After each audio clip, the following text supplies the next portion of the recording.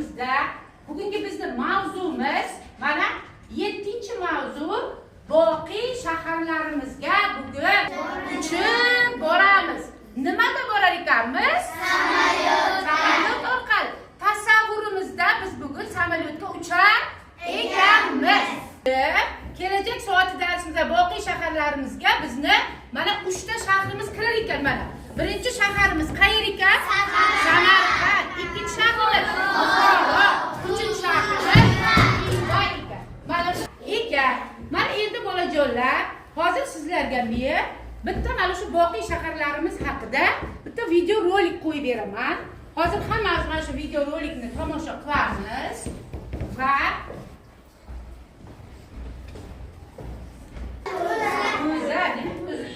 qadimiy narsalardan ekan.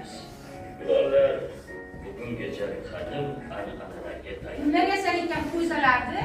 bezaklarimiz Kulol, to'ppa-to'g'ri kulol yasar ekan. boqiy shaharlarning ajralmas qismimiz. Men tarixdan bugungacha yetib kelgan libosman. Har bir bezaklarim qo'l mehnatida yaratilgan. Xorijlik kiyimlar ham O'zlar va milliy liboslarimiz mana qadimiy buyumlarimizdan